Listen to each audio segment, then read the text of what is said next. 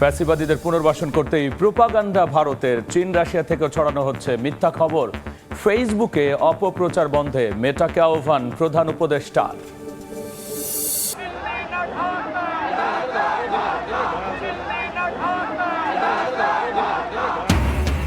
ভারতীয় আগ্রাসনের প্রতিবাদে বিএনপির ৩ অঙ্গ সংগঠনের পদযাত্রা। ঢাকার হাই কমিশনের স্মারকলিপি। যে কোনো ষড়যন্ত্র রুখতে প্রস্তুত থাকার ঘোষণা নেতাদের। নতুন বছরের প্রথম দিন, হচ্ছে না বই উৎসব। পরিমার্জনের কারণে ছাপাতে দেরি। খুলনায় গণশিক্ষা উপদেষ্টা। জানুয়ারির মধ্যেই পাবে সব পর্যায়ের শিক্ষার্থী।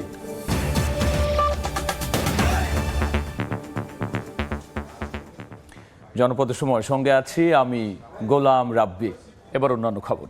ফ্যাসিবাদে জড়িত ৬২৬ জন কিভাবে সীমান্ত পাড়ি দিয়ে ভারতে পালালো, এ বিষয়ে জানতে চেয়েছেন বৈষম্যবিরোধী ছাত্র আন্দোলনের আহ্বায়ক হাসনাত আব্দুল্লাহ। তিনি বলেছেন, ফ্যাসিবাদীদের পুনর্বাসন করতেই দিল্লি বাংলাদেশ বিরোধী প্রোপাগান্ডা চালাচ্ছে।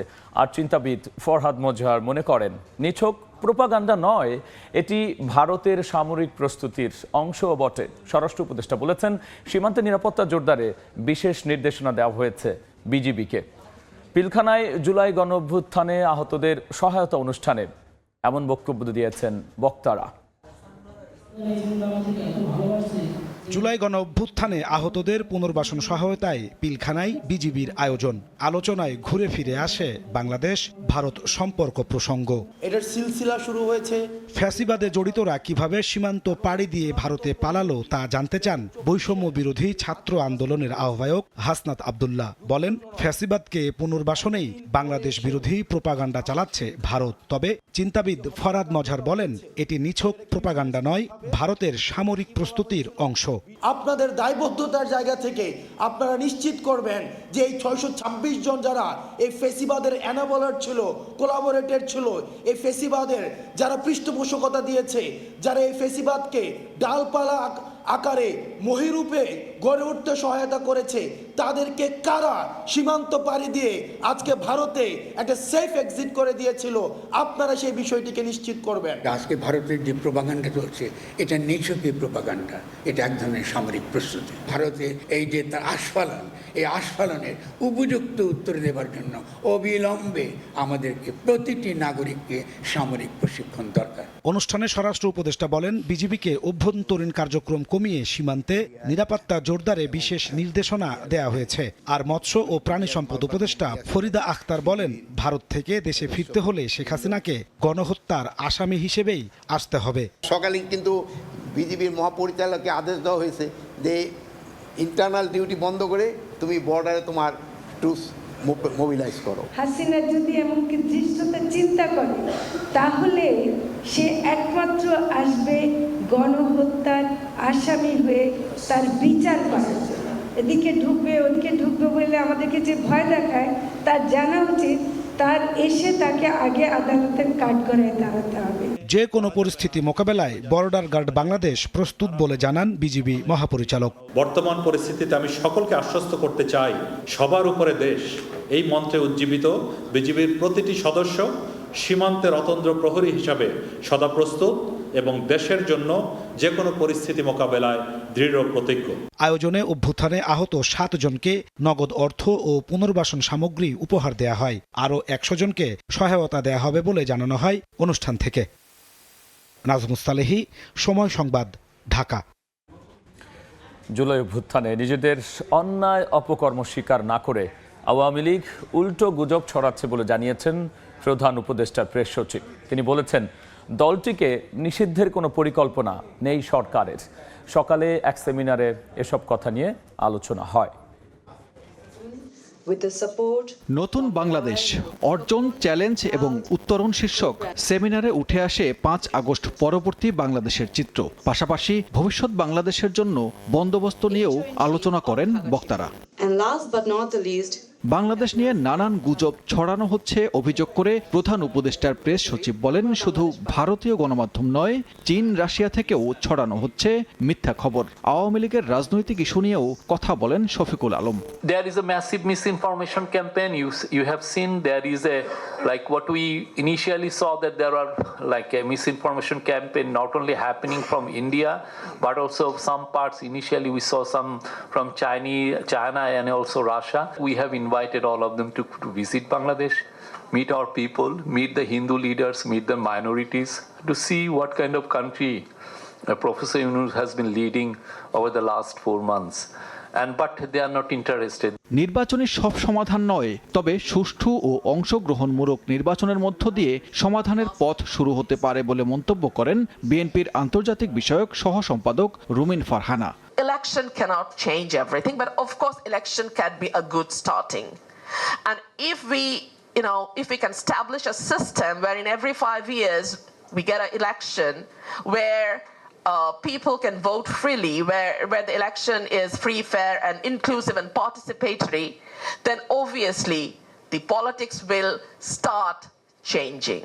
তরুণরা নতুন বাংলাদেশে দূষিত রাজনীতি চায় না বলে জানান বৈষম্য বিরোধী আন্দোলনের এক সমন্বয়ক। As a youth, we had that vision that we need an alternative party in Bangladesh in any formation, so that can lead or that can carry the vision of youth. রাজনৈতিক ও ব্যক্তিগত আক্রোশ থেকে হামলাকে সংখ্যালঘু নির্যাতন হিসেবে না দেখে যে কোনো অপরাধ হলে যথাযথ ব্যবস্থা নেয়ার পরামর্শ দেন বক্তারা।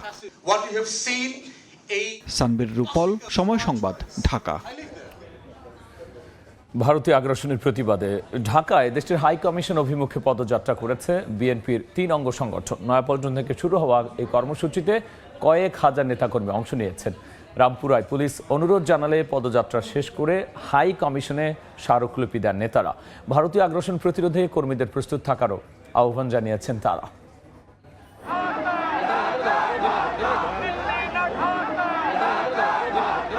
মুখে স্লোগান আর হাতে প্রতিবাদ লিপি।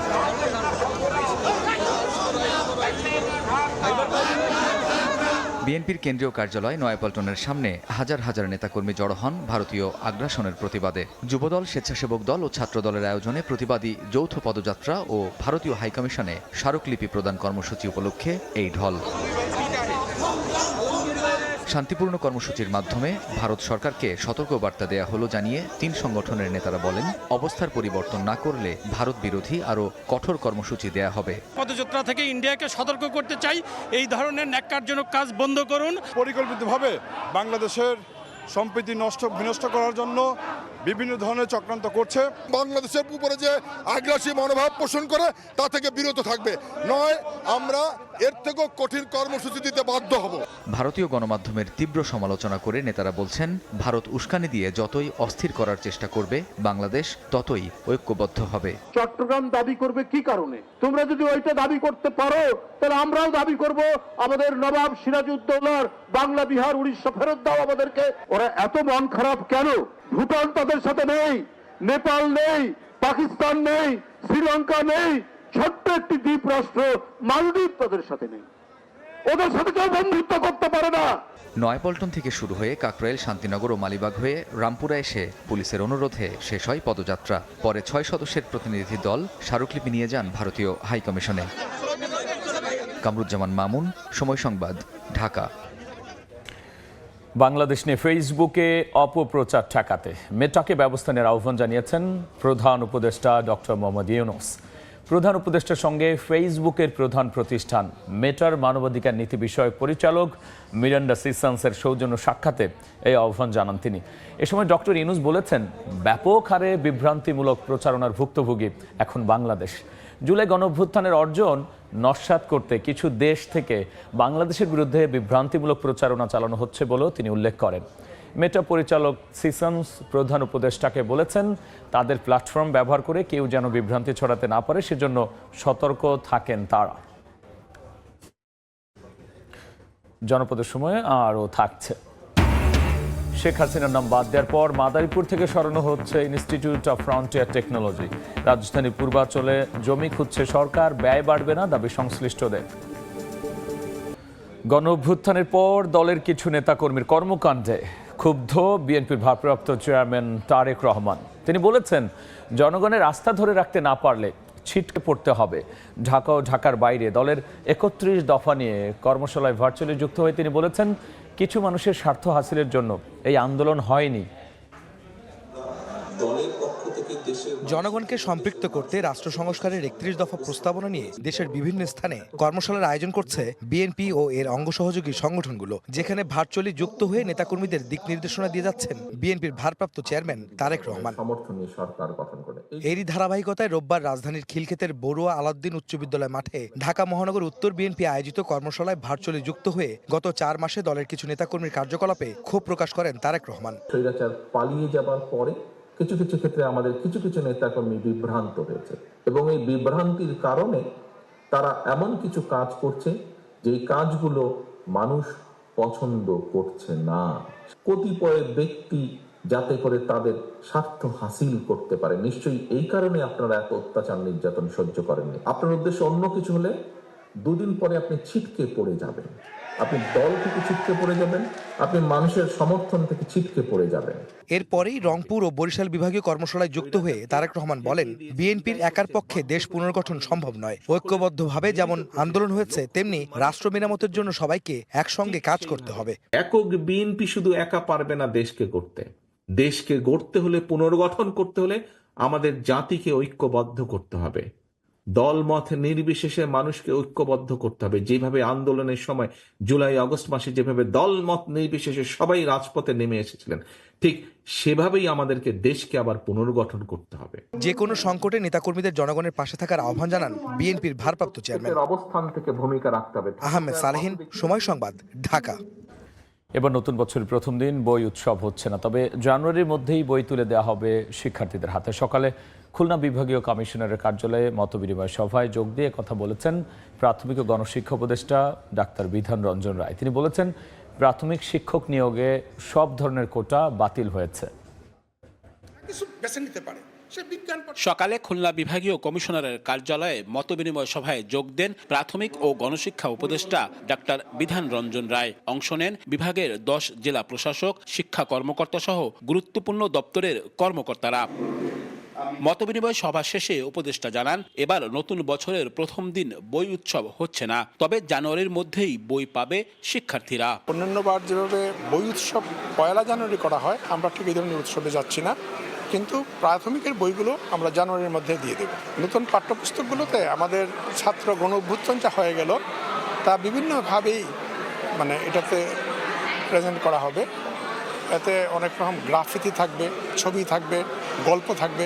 প্রতিটি শ্রেণীর বইয়ের কিছু অধ্যায় পরিমার্জন ও পরিবর্তনের কারণে বই ছাপাতে দেরি হচ্ছে বলে জানান উপদেষ্টা। বৈষম্য দূর করতে প্রাথমিক শিক্ষক নিয়োগের ক্ষেত্রে কোটা বাতিল করা হচ্ছে বলেও জানান তিনি। সরকারের সিদ্ধান্ত যে কোটাগুলা আমাদের 7% রেখে বাকিগুলা বিলুপ্ত করে দেয়া। প্রাইমারিতেও এই কোটা রাখছি না, শুধুমাত্র 7% থাকবে, যেগুলা সাধারণভাবে থাকবে সেটা। আর যেটা আমরা করব সেটা হচ্ছে বিজ্ঞান ও গণিত শিক্ষকদের জন্য আমরা 20% এটা একটা প্রায়োরিটি রাখবো। উপবৃত্তি সহ প্রাথমিক শিক্ষার অন্যান্য সমস্যাগুলো পর্যায়ক্রমে সমাধান করা হবে বলেও আশ্বস্ত করেন প্রাথমিক ও গণশিক্ষা উপদেষ্টা। স্কুল কার্যক্রমে আব্দুল্লাহ আল মামুন রুবেল, সময় সংবাদ, খুলনা। এবারও 31st নাইটে পোড়ানো যাবে না আতশবাজি, ওড়ানো যাবে না ফানুস। সকালে সচিবালয়ে আইন শৃঙ্খলা সংক্রান্ত সভা শেষে একথা জানিয়েছেন স্বরাষ্ট্র উপদেষ্টা। এ সময় অবৈধভাবে কোনো বিদেশিকে বাংলাদেশে থাকতে দেওয়া হবে না বলেও সাফ জানিয়েছেন তিনি। 25শে ডিসেম্বর বড়দিন এবং 31শে ডিসেম্বর 31st নাইট উদযাপনটা যেন ভালোভাবে হয় এবং কোনো ধরনের যেন কোনো আইন শৃঙ্খলা পরিস্থিতি, কোনো ধরনের কোনো অবনতি না হয় এবং তারা যেন এই অনুষ্ঠানগুলি খুব ভালোভাবে করতে পারে। আতশবাজি, ফানস এইগুলির জন্য আমরা নিষেধ করেছি। শেখ হাসিনার নাম বাদ দেওয়ার পর এবার মাদারীপুরের শিবচর থেকে সরানো হচ্ছে বিশেষায়িত প্রযুক্তি প্রতিষ্ঠান ইনস্টিটিউট অফ ফ্রন্টিয়ার টেকনোলজি। প্রকল্পটি বাস্তবায়নের জন্য রাজধানীর পূর্বাঞ্চলে জমি খুঁজছে সরকার। সাইবার সিকিউরিটি, আর্টিফিশিয়াল ইন্টেলিজেন্স সহ প্রযুক্তির নানা খাতে দক্ষ মানব সম্পদ গড়ে তুলতে 2022 সালের 1 জানুয়ারি পদ্মা সেতুর পাশে মাদারীপুরের শিবচরে তৎকালীন প্রধানমন্ত্রী শেখ হাসিনার নামে ইনস্টিটিউট অব ফ্রন্টিয়ার টেকনোলজি গড়ে তোলার সিদ্ধান্ত হয়েছিল। বিশেষায়িত এই প্রযুক্তি প্রতিষ্ঠানের ভিত্তিপ্রস্তর স্থাপন করা হয় 2023 সালের 31 জানুয়ারি। তথ্য প্রযুক্তি বিভাগ বলছে 1503 কোটি টাকা ব্যয়ে প্রকল্পের প্রথম পর্যায়ে 9তলা গবেষণা ভবন, 3তলা প্রশাসনিক ভবন, 2টি ডরমিটরি এবং কর্মকর্তাদের জন্য 2টি বাংলো সহ 6টি বিশেষায়িত ল্যাব স্থাপন করা হবে।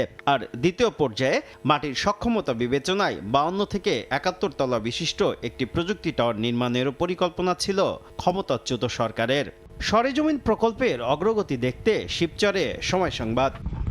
অধিগ্রহণ করা প্রায় 70 একর জমিতে 2 বছরেও বালু ভরাটের কাজ অর্ধেকই হয়নি। প্রকল্পের জমি থেকে মাটি তুলে দেয়া হয়েছে দেয়াল। তথ্য প্রযুক্তি বিভাগ বলছে প্রকল্প সংশ্লিষ্ট নানা কাজে জুলাই 2024 পর্যন্ত 248 কোটি টাকা ব্যয় হয়েছে। রাজনৈতিক পট পরিবর্তনের পর প্রথমে শেখ হাসিনার নাম বাদ দিয়ে প্রকল্পের নাম পুনর্নির্ধারণ করে Bangladesh institute of frontier technology করা হয়। এবার নামের পর বাদ যাচ্ছে প্রকল্পটির জন্য নির্ধারিত স্থানও। পূর্বাঞ্চলে চেষ্টা করছি, সরকারের অন্য যে মন্ত্রণালয় আছে তাদের সাথে আমরা আলাপ করছি। এটা মাদারীপুরে আসলে ঠিক প্রপারলি ওয়েল প্লেস নয়, আমাদের মালিকানায় আছে, আমরা হয়তো অন্য কাজ করবো এটাতে। 2022 সালে নেওয়া এই প্রকল্পটি বাস্তবায়নের কথা রয়েছে 2026 সালের 31 ডিসেম্বরের মধ্যে। শুভ খান, সময় সংবাদ, মাদারীপুর। জনপদের সময় শীর্ষ সংবাদ জানিয়ে দিচ্ছে আরও একবার। ফ্যাসিবাদীদের পুনর্বাসন করতেই প্রোপাগান্ডা ভারতের। চীন রাশিয়া থেকেও ছড়ানো হচ্ছে মিথ্যা খবর। ফেসবুকে অপপ্রচার বন্ধে মেটাকে আহ্বান প্রধান উপদেষ্টার।